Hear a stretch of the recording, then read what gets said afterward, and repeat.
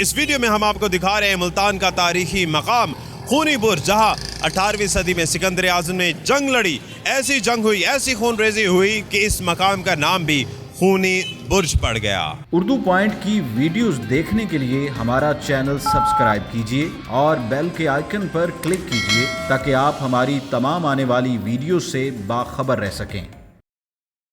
اینٹوں سے بنی ہوئی دیوار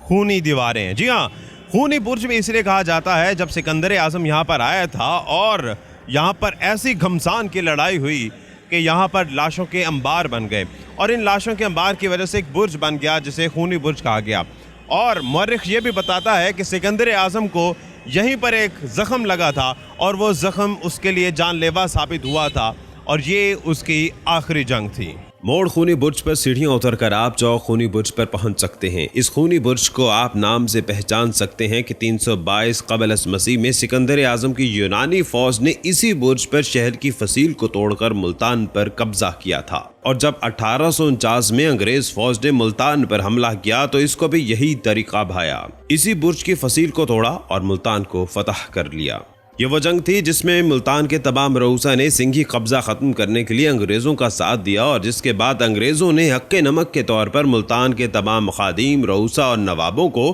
جائیدادوں سے نوازا، بلکہ اس کے بعد یہی لوگ بڑے بڑے القاب لگا کر اپنے آپ کو محترم سمجھتے رہے۔ جب ہم خونی برج کا ذکر کرتے ہیں اور ملتان کا ایک ایسا علاقہ کہ جہاں پر ایک ایسی لڑائی لڑی گئی کہ جہاں پر ہزاروں لوگوں کی موت واقع ہوئی،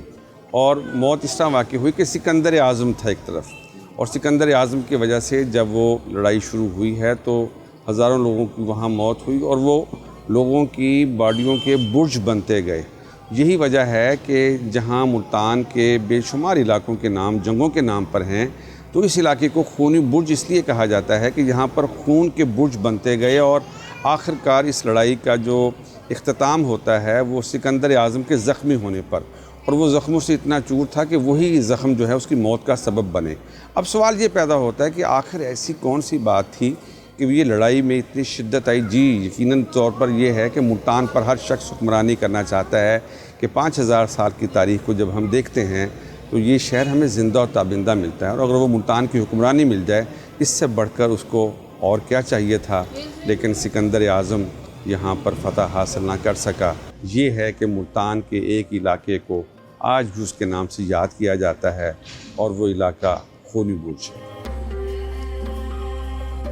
اتنی قدیمی اور تاریخی جگہ جہاں سکندر اعظم جیسے عظیم جنگجو نے جنگ لڑی، یہاں پر زخم لگا اور اس کے بعد یہ زخم ان کی موت کا وجہ بنا، اور تاریخ اس کی بہت سٹرونگ ہے۔ لیکن افسوس کا مقام یہ ہے کہ اس کی حفاظت یوں کی جا رہی ہے کہ یہاں جگہ جگہ پوسٹر آویزیں ہیں، کوڑا کرکٹ بھی ہے۔ یہاں کے مقامی ایم پی ہیں ندیم قریشی صاحب جو اس کی سرپرستی کر رہے ہیں، لیکن افسوس کا مقام ہے کہ وہ بھی شاید ان پوسٹرز کو ہٹا نہیں سکے یا اسے رکوا نہیں سکے۔ سیاسی اور غیر سیاسی پوسٹرز کی برمار ہے، اور یہ پورا خونی برج ایک تاریخی عمارت ہے، ٹورسٹ باہر سے دیکھنے بھی آتے ہیں، لیکن اسے پوسٹرز لگا کر اس کا جو حسن ہے، جس کی اصل شکل ہے، اس کو خراب اور مسخ کیا جا رہا ہے۔